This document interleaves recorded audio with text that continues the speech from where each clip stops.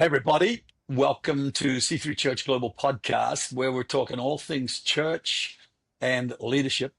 And this week, we have the amazing privilege and joy to welcome Pam Borrow, the principal of C3 College in Sydney. Welcome, Pam. Thanks, Pastor Phil. It's good to be here. Great to see you. We have Sam Pickin, the senior pastor of Toronto C3, and also the overseer of the Canadian region. Welcome, Sam. Yes, great to be here. Thank you. And Sam is also a graduate of C3 College. We have Joel Burden, all the way from KL as well here. And I think you're a graduate of the online college, Joel? I am, that's right. Yeah, it's good to see you, Welcome. Pastor Phil. Yeah, good to see you. Well, first of all, let me give you a little history about C3 College.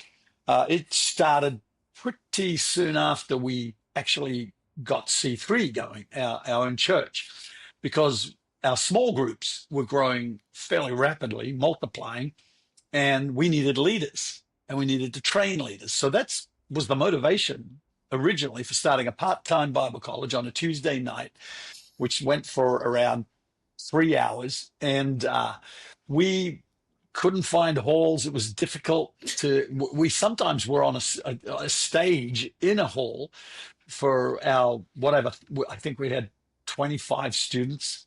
And it was so freezing, absolutely freezing. Some of them brought a sleeping bag. They sat there in a sleeping bag drinking soup out of a thermos flask. And I remember one guy doing that. And this is in Australia in the middle of winter. So these were hardcore disciples. And then we decided, let's expand and go to a full-time college.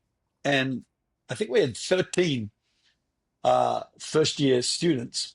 And one of them was the Speaker of the House in Parliament, Jim Cameron. And another one was Greg French. Another one was Mark Kelsey. Another one was Peter McHugh. And they formed the beginning of C3 College.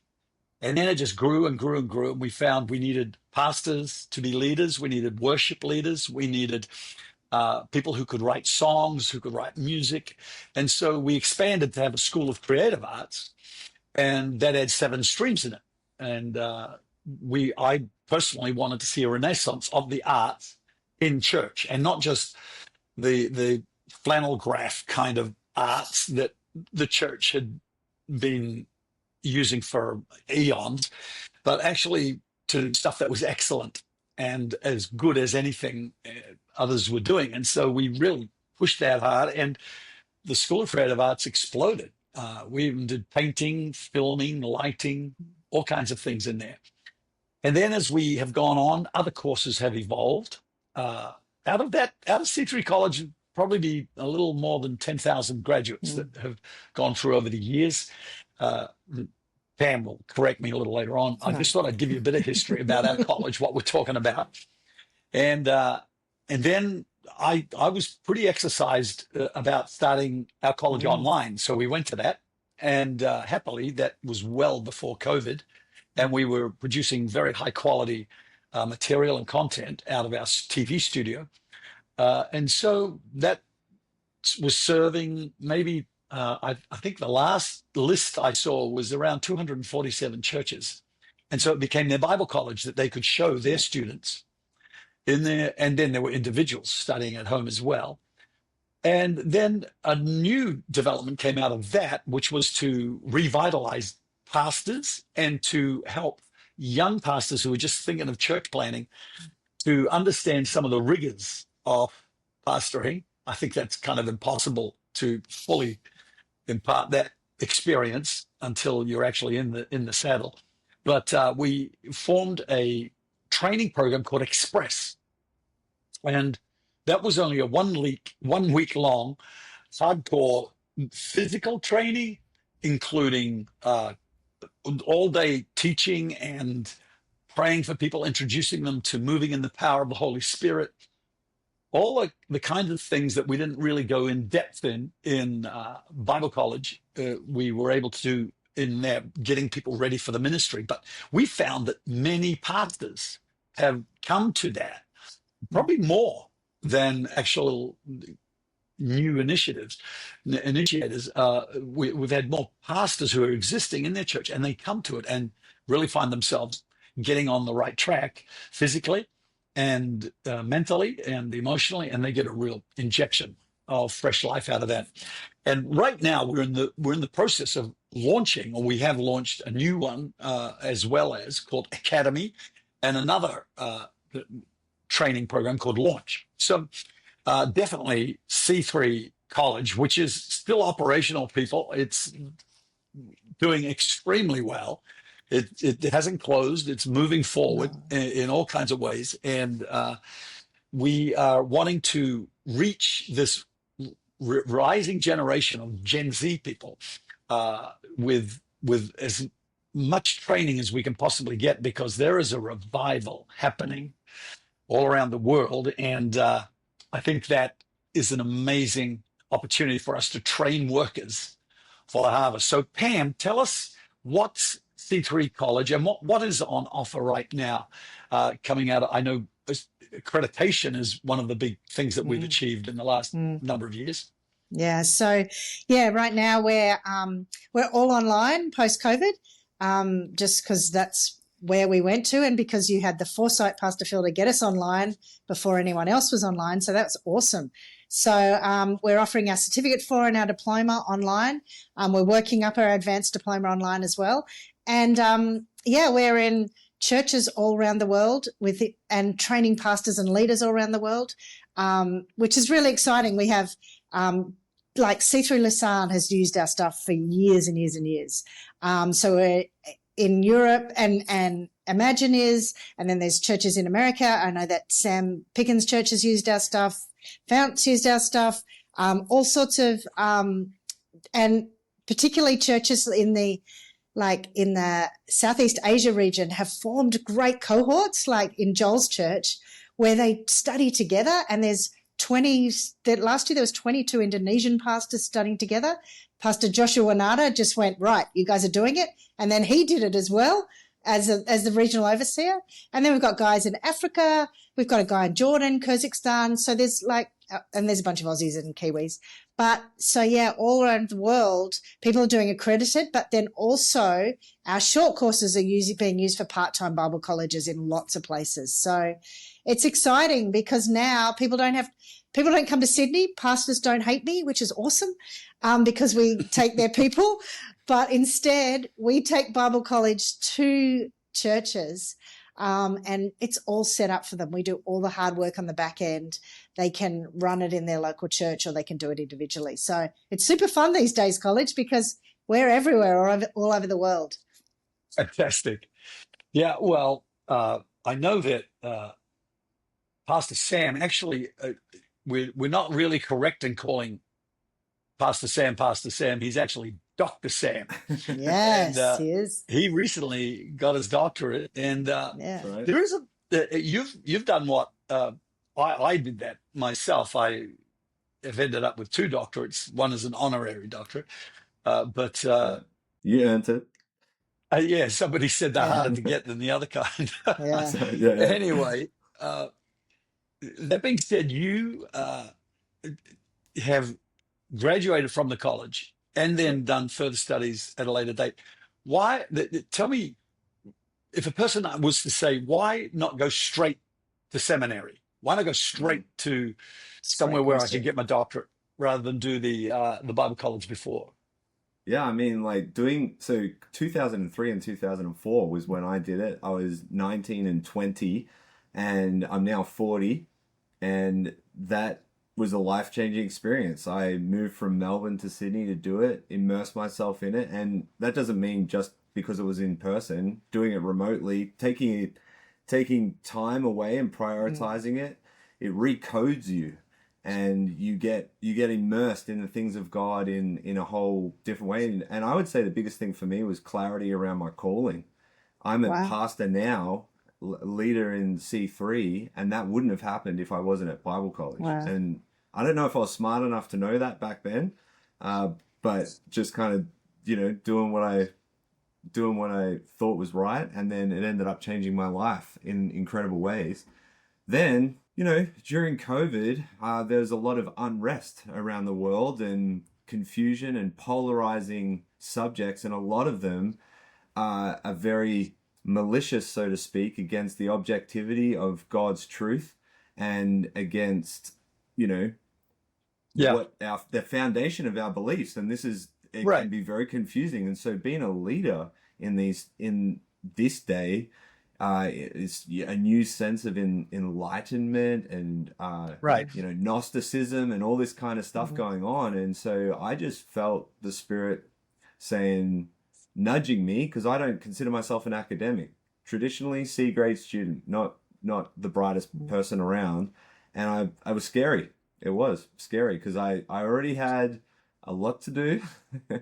But went ahead, did my master's and did a doctoral degree and pursued further studies. And so it doesn't matter what age you are watching this, to have grounding when there's a lot of different subjects coming your way, a lot of different confusions going around, and to kind of be persuaded in all these different directions, but to get some theological grounding really just makes your feet like rock solid. And it makes you less shakeable and a more immovable person when it comes to truth. And that's a very important thing in this day.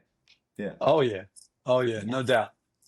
Yeah. So Joel, you being a graduate of the online college, what was your experience like? Yeah, well, I was 8 years into planning our church before I did college. Yeah. So, like I probably accelerated into ministry like a lot of pastors and had a couple of gaps there that needed to be filled in. And so, yeah, a couple of years back, I thought I want to bring this online experience to Malaysia, but I want to be the first one in our church to go through it. So probably similar to Pastor Joshua over in Indonesia. Right. So I just thought Yeah. I'm going to pilot this with my wife, Emma, and a couple of our leaders. We went through it 2 years, and it was like filling in all those gaps, helping me articulate things that were difficult for me to articulate before. Like, as an example, we just did the Doctrine of Salvation course, a couple of months back. That was finishing up our year.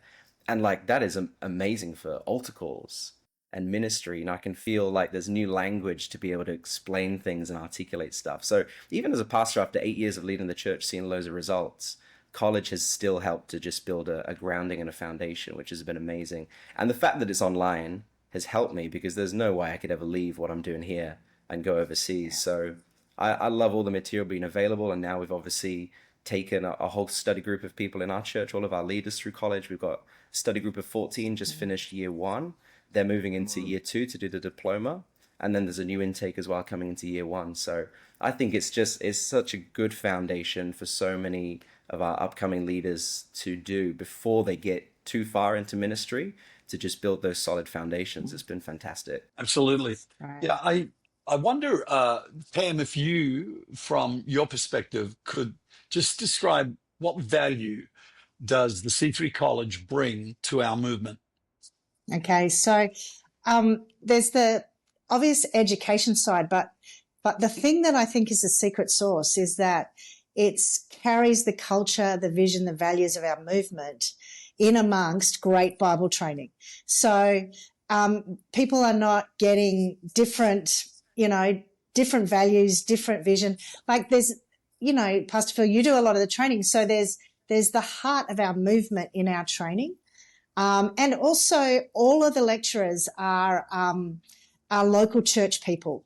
We are built for the local church, by the local church. We're local church people. Everybody who's lecturing is either a pastor or in leadership doing stuff. So we're not disconnected, where it's super practical, super applicable, and it just carries the heart and the vision of C3 Church, but great, solid, and also we're not radical.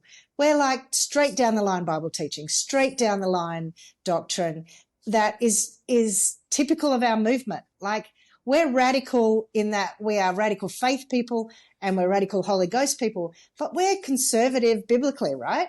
And so that's where the college sits. But the most important thing is it's made with our vision and values. I used to always say it's made by the family for the family.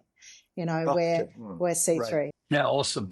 And the wonderful thing is, even though it's been hard work for us, you've cracked the whip and demanded that we upgrade and refresh all sorts Yes, of I have. teachings that, and so I've gone into that studio. I know some days Lots for of three times. 3 days straight, Mm, upgrading and yeah, updating and revising even yeah, some of the content so that we are remaining current, plus the introduction of new teachers yeah, and preachers and lecturers who are able to bring a new, fresh, younger generation yeah, mindset to the whole thing as well. and yeah. and so for the future, how you seeing that shaping up, Pam? I'm seeing that, we're going to get an advanced diploma happening because people want to keep studying. I'm saying, yeah, our goal is to have nothing more than 5 years old, constant refreshing. Pastor Alex Lee, who's SYD, he's just done a bunch of filming for us. Anyone who comes through Sydney, we're trying to get filmed or filmed in other places so that, yeah, we're keeping fresh, we're keeping current, and we're keeping equipping people for 2025. There's different, as Sam said, there's different questions being asked now. The generation are asking different things. And funnily, when we first started on campus introduce a whole lot of young lecturers, young people also still want to hear from the fathers, Pastor Phil. They still want to hear from the fathers and the mothers. They do. And so we are keeping a balance, I think, so that all of us, who are a little older are not out to pasture yet, but we're keeping fresh. We're keeping refreshing it probably we're on a cycle of every 5 years, keeping moving things forward, but also just looking at new ways to help people. Like this week, I've just reached out to our Brazilian churches because I realized we hadn't offered them any scholarships ever. And I'm like, oh my gosh, I've been focusing on Africa and Asia and forgot about the Brazilians. So, just making sure that as a college, we are looking at our movement and being strategic about where we can offer scholarships, where we can help equip people. So, I just see much more of that. I want to keep raising money from the alumni so that we can keep offering pastors in the developing world scholarships, because I know that Pat Ancliffe goes to Africa and he comes back and he tells me the Africans who have studied, it's really helped them. So, that's where I see the future. That's an amazing thing. And it's not just, people who are alumni that could help. Anybody listening to this, True.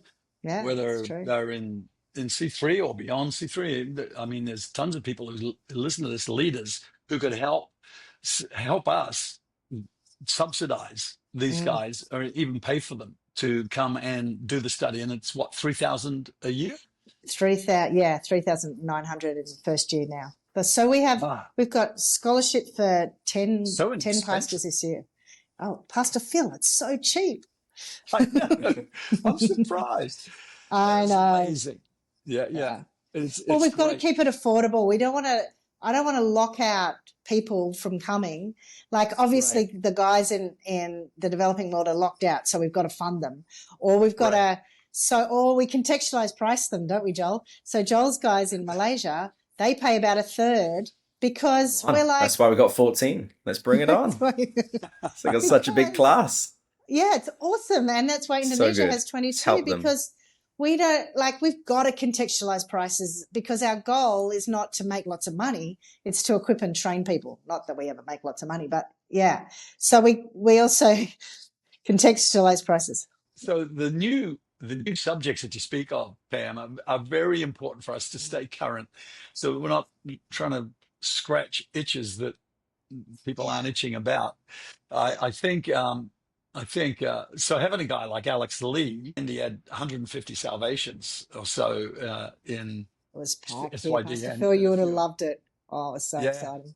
Packed out, yeah. Yeah. And I know that Sam Picken also had a huge response. And talk about that and the new areas that you feel we've really got to communicate in a Bible college, Sam. Yeah, people don't know. You can't. I don't know if there was a day where we just seem to make a lot of assumptions, but you're talking about salvations, hundreds of people are coming to faith, and Gen Z growing up are now, many of them statistically are first generation Christians again. And so just framework and some of the things, just phrases that we use that you would never think, like what's a minor prophet. I don't, like that's not even gonna like what Yeah. like it's gonna be just so getting this theological training, the Old Testament, New Testament, what it's all about, the makeup of the Bible, just even basics like that. Yeah. You just can't take any of it for granted. It's making it harder for preachers because preachers have to do a lot of groundwork before they can even get to maybe even a point that you could maybe start with, 20, 30 years ago or something like that. So yeah, it's one of the issues. Yeah. Yeah. And in your church, I know that you've met with the whole world of alternative thinking in Yeah. terms of sexual orientation, in terms of marriage, in terms of all these things. I mean, bringing that knowledge to a Bible college as to how to handle it as successfully as you have would be really important. Why don't you just talk a bit about that right now, about how you have managed that? Yeah, I mean, the foundation of dealing with any controversial subject, whether it's LGBT stuff, transgender stuff, or anything, is the foundation that God created the universe. And so if you remove God as creator God, then you don't get Yahweh, who gets to make the rules, and we get to make up the rules ourselves. We make gods out of ourselves, and that is today's anti-God spirit, is that we make gods out of ourselves. It's a self-realization, it's a me culture, and we can morph our bodies and morph our minds and morph our thinking into whatever we want if we feel it. So reintroducing in an apologetic way that God created the universe, he created you, and he is God. Even just starting there is very profound, and people are receptive to it. They are receptive to it. To understand, it's a weight off your shoulders when you understand I don't have to be God. That's probably a heavy yoke for many young people to be carrying, and to understand that I can the idea of giving myself and my ideas and everything, and that there is a way, a truth, and the life, and his name is Jesus, and that's a true north for me. There's a lot of identity around that. There's a lot of security around that. It's all the identity, and it's all the grounding that I've ever looked for in all my confusion. And this is a big message for the generations right now. Oh, it's huge. I mean, it blows my mind every time I think about it. I am a creation. There was a time when I was not. And I came out of nothing into being something, and I'm aware that I'm here now. But who is that's aware that I'm here? It's me. But that, it's just unexplainable. And the only reason any of us are here is because God wanted us. Love explains why we're here. He thought of us and thought, man, I'd like to have one of those. And so now here we are on planet Earth, fully self-conscious, fully self-aware, and not evolving in consciousness, but we're actually fully conscious right now of everything that God has put us in, this huge playground where we smell, taste, touch, and feel. All this incredible world that he's put us in to explore, and to do it with him is like the most magnificent privilege that we could afford. So, Joel, you've actually planted a church there in KL. Congratulations. You've done a magnificent job, you and Emma. And how would you say that the college actually helped you in your church planning years role? I would say I love that phrase that competence creates confidence. I think the confidence that I've had to deliver the gospel, confidence I've had to build the church around the frameworks that we've had, a lot of that in more recent years has come as my competence has grown. I think we probably planted our church with a lot of character and not much competence. So we had great hearts, but we didn't really know what we were doing. So some of that's through experience, but I think a lot of those gaps are just filled in through training, like the C3 college as well. So last couple of years, I can feel a real increase in our confidence levels. And for the leaders as well, who we're trusting to lead discussions and small groups and answer these questions, a lot of these conversations that you mentioned just now, Sam, happen in our dinner parties. So it's not the pastor getting to address everything, it's our small group leaders and it's our department leaders and coaches. So even for them to have some grounding, I think is a really wise thing. So confident ministers across the church, I think that's been the big win. That's great. So in terms of implementing the college in your church, you said you got 14 students. How did you do that? It's been so easy. So each of our students signs up online through a link straight directly with C3 College. So they're all on their own path. And then we've essentially just got a study group that happens a couple of times a month. They'll come together, even a couple of times a season. It doesn't have to be that regular. And then they'll have a discussion around the topics that they're learning. So they might have an assignment to do on a certain subject.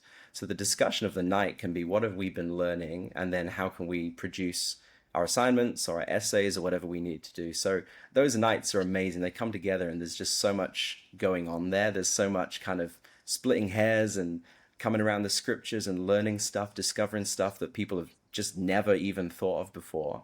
You know, it's kind of like the best small group Bible study you could ever have around this college content. And so that's been the people's favorite part over the year, has been these study groups that we do. So it's really low administration for the local church. We've essentially just had a small group leader who's come in and arranged all of that coming together and a bit of hospitality and have some food together and then do these study groups. But over the year, we've been able to train people up into a certificate 4 or eventually into a diploma just by implementing online college. So easy to run in a local church. Yeah, and I think studying together is better than studying on your own, because there are bonds that form that last a lifetime. I mean, Sam, you'd have friends that you found in college that you're still kind of reaching out to. Phil Hubbard from Oh, London. he's producing this show. Him and his wife Lucy lead an amazing church in downtown London, and we were in class together. So cool. Amazing. It's astonishing. Yeah, those bonds. Pam, you mentioned earlier Lausanne with Terry Marianne. and Marianne. Terry and Marianne. Their church is I think it's the second largest in all of Switzerland, and it's the largest in French-speaking Switzerland. Yeah. It's thousands of people. Yeah. And you're saying that they are one of the most avid users of the college. I reckon, probably 10 years. They are constantly, they have a room that they run a night college in, and it fits 30 people, and I think they pretty constantly have it full. And they work with us and put French subtitles on a bunch of courses. And so they're just constant. They're just constantly running 30 people through the college. They have a 3-year process, and they use the short courses because they don't need the accreditation in Switzerland. And they just run their own college. And I think it's been a delightful relationship because they are so positive and inspired by what they get out of college, but also then they help us because they French subtitle things. So we're going to talk to the Paris guys about, hey, there's French subtitles on some stuff. Yeah. So, but that's a lot of work. They're so committed. And it's less now, there's AI, but before AI, those guys were like spending so much time on subtitling because they valued the content. They, that was coming. They do a lot of your courses, Pastor Phil. They do Pat Ancliffe's Bible interpretation is like super, even though it's one of our older courses, people love it because it's so solid, helps people, unpack the scripture. So they do a whole bunch of courses. They're just constant. They just never stop, which has probably really helped them. Yeah. Well, that's what I was pointing to. I think when you what you give attention to grows. I mean, if you pour water on a plant, it grows. And if you keep pouring on your upcoming leaders, they're going to grow, and leaders create growth. They gather people, they become magnetic. So just winding up, Sam, any final thoughts you'd like to share about about C3 College or about any of the other training courses? No, yeah, I love it. I mean, it's so accessible. As you said, Pam, the short courses are very easy to implement in a variety of different ways. We do it through our internship, is one of the primary ways that we use it. And yeah, so anyone watching this that's, hasn't considered that training side, it's unavoidable in this day and age in church, and it doesn't have to be a distraction. And as you said, Pastor Phil, everything rises and falls from leadership. So getting a handle on it from the top down is going to make it extremely successful, raising up amazing leaders in your churches, and it's pretty easy to get started. Yeah, fantastic. Yeah, Joel, just any final thoughts before we sign off? We should just leverage. Pastors need to leverage material that's already available. We don't have to create our own night school, our own night college, our own training. We've got, like you just mentioned there, 4 amazing experiences within C3 to do leadership training. So I think C3 College is a really easy one for every church pastor to leverage. Small church, large church, jump on it. The administration's done, and we can get confident leaders from it. So it's a no-brainer. Yeah, it's amazing. Yeah, to see, we've always found that training leaders is the key to growth. And I mean, when Paul left Titus in Crete, he said, go into every city and appoint elders. I mean, there were no Christians in Crete. It wasn't like but he said, start with leaders, get elders and leaders going, and you'll find that you'll build a church. And that's how Jesus has decided to build a church. With him at the start, he's the first leader. Then he created 12 more leaders, and on them, the foundation of Christ and the apostles, the entire church is built. And so we just keep on reproducing that sort of model, and we'll see immense growth right around the world. Thanks, guys, for joining us. And I'm believing that we're going to see so many new people become workers for Christ and get trained in these colleges in Jesus' name. Yes. God bless you. Thanks. come on, thank you. Bye. Thank you.